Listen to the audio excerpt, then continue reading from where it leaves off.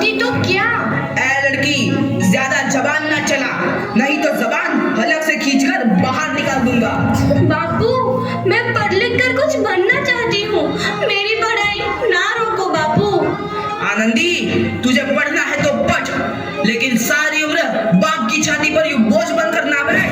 पर बापू, अभी तो मेरी उम्र पढ़ाई लिखाई की है, मुझे पढ़ लिख कर डॉक्टर बनना है। पढ़ाई पढ़ाई पढ़ाई, आज तो तेरी इन किताबों का काम तमाम करके ही छोड़ूंगा। ये ले। नहीं बापू, मत फाड़ो बापू। मत छोड़ी। नहीं नहीं बापू, नहीं। बापू, ये तुमने क्या किया? तुमने मेरी इन किताबों को ही नहीं फाड़ा बापू, मेरी किस्मत फाड़ दी, मेरी किस्मत। ये कॉपी किताबें ना सिर्फ छोरों के हाथ में अच्छी लगती है, लड़कियों के हाथ में तो सिर्फ मेहंदी अच्छी लगती है, मेहंदी। पर बापू, मैं लड़की हूँ तो क्या हुआ? लड़का और लड़की तो हमारी दोनों आंखों के समान होते हैं। चुप कर आनंदी, और यह एहसान मान कि अब तक जिंदा है तू। कहीं बचपन में गला दबा कर मार दिया होता तो यह तेरी बकबक नहीं सुननी पड़ती आज। पर बापू, मुझे चूल्हा जलाना अच्छा ना लगे है। देख छोरी, जितना जल्दी हो तू चूल्हा जलाना सीख ले, उतना ही अच्छा है तेरे लिए। और हाँ, तेरा ब्याह तो होगा, वो भी कल के कल। अबला जीवन है तुम्हारी यही कहानी, आंचल में है दूध और आंखों में है पानी। मुझे माफ कर दे बेटी, तेरे बापों के जिद के आगे मेरी एक न चलेगी। माफ कर दे बेटी, मुझे माफ कर दे। इस प्रकार मात्र 9 वर्ष की छोटी उम्र में आनंदी का विवाह गोपाल राव जोशी से हो गया। बाल विवाह एक सामाजिक कुरीति है और इस कुप्रथा का शिकार होना पड़ा आनंदी को। 5 वर्ष बाद आनंदी 14 साल की हो गई है। उसके घर एक शिशु ने जन्म लिया है। देखते हैं आगे क्या हुआ। देखिए ना, इसे क्या हो गया है? इसका माथा तो अंगार की तरफ तप रहा है, इससे तो बहुत तेज बुखार है। आप बिना कुछ भी बोलते हैं, दीजिए मुझे। माधव, माधव, जल्दी से वैद्य जी को बुला के लाओ। जी, अभी बुला के लाता हूँ। ये तुम क्या कर रही हो आनंदी? भगवान की विभूति लगा रही हूँ। बस करो आनंदी, ये सब अंधविश्वास है। अरे आप यकीन तो कीजिए, भगवान की कृपा से इसका माथा ठंडा हो रहा है और बुखार भी उतर गया है ना बाबू? देखिए, दीजिए मुझे। उठो बाबू, आंखें खोलो, तुम्हें तुम्हारी माँ बुला रही है। आंखें खोलो, देखिए ना इसे क्या हो गया है, आंखें भी नहीं खोल रहा। आंखें खोलो बेटा, आप चुप क्यों है? आंखें खोलो बेटा, आंखें खोलो। आनंदी, हमारा बेटा कभी आंखें नहीं खोलेगा। नहीं, ऐसा नहीं हो सकता।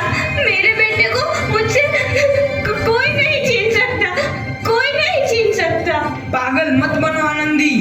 माधव, माधव, आनंदी, बंद करो ये पागलपन।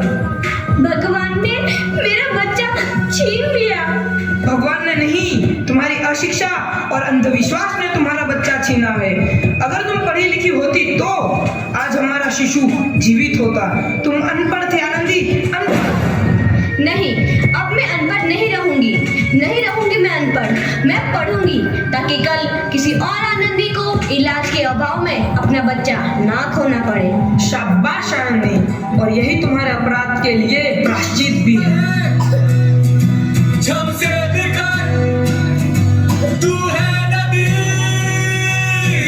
आनंदी, तुम्हारी 12वीं का परिणाम आ गया है। तुमने पूरे कॉलेज में प्रथम स्थान अर्जित किया है। दिल खुश चाहा तेरी तो आनंदी, तुम्हारी मेहनत रंग लाई है। तुम्हें शिक्षा वृत्ति मिली है। ये लो तुम्हारे अमेरिका जाने की टिकट। मुझे शिक्षा वृत्ति मिल गई, मैं अमेरिका जा रही हूँ।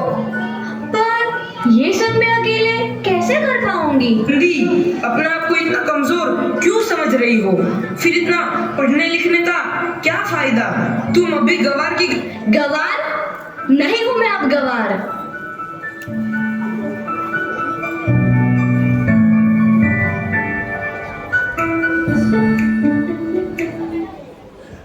इस प्रकार 7 अप्रैल 1883 को आनंदी अमेरिका के पेंसिल्वेनिया के लिए रवाना हुई और 3 साल बाद उन्होंने डॉक्टर ऑफ मेडिसिन की उपाधि प्राप्त कर ली।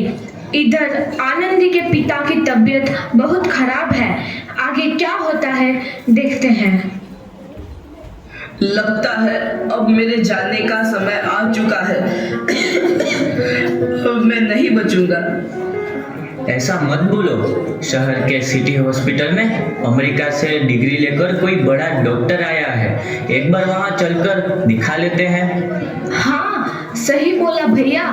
कम से कम दिल को तसल्ली तो मिल जाएगी। हाँ हाँ, चलो चलो जल्दी हॉस्पिटल चलते हैं।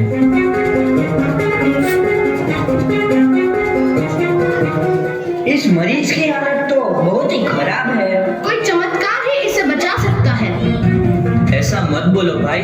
डॉक्टर साहब कब तक आ जाएंगे?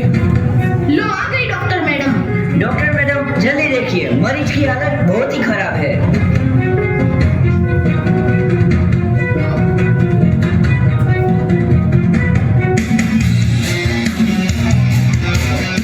अब आप बिल्कुल ठीक हैं। मौत के मुंह से आपको बचाया है डॉक्टर मैडम ने। डॉक्टर साहब ने मुझे बचा लिया। मुझे मिलना है डॉक्टर साहब से। डॉक्टर साहब नहीं, डॉक्टर मैडम बोलो। डॉक्टर मैडम, उन्होंने ही तुम्हें जीवन दान दिया है। लो आ गई डॉक्टर मैडम, मिल लो उनसे।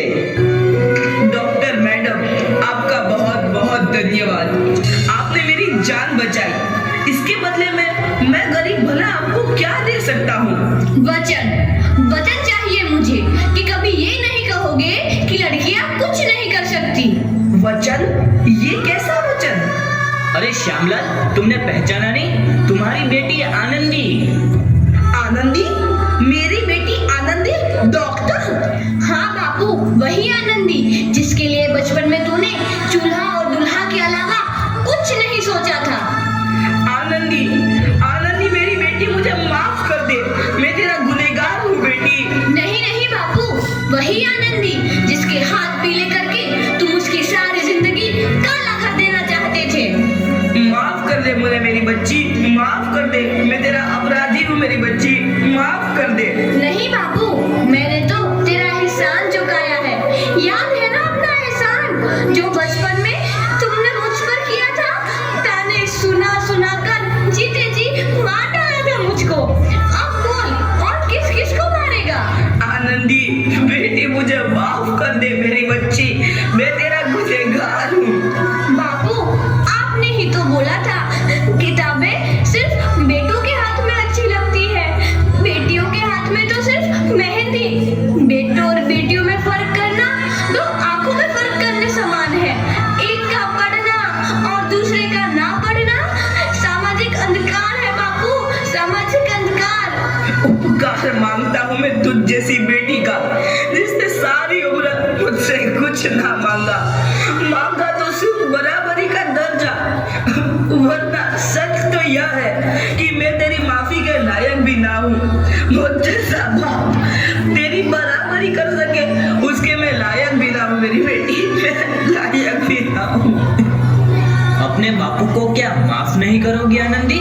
माफ कर दो आनंदी, माफ कर दो। सुबह का भूला यदि शाम को घर लौट आए तो उसे भूला नहीं कहते। बापू। तो इस प्रकार आनंदीबाई जोशी ने अपनी मेहनत और अटूट इरादे से न केवल भारत की पहली महिला डॉक्टर बनी, बल्कि आगे चल के उन लड़कियों के लिए सुनहरा रास्ता दिखा गई जो जीवन में कुछ करना चाहती थी।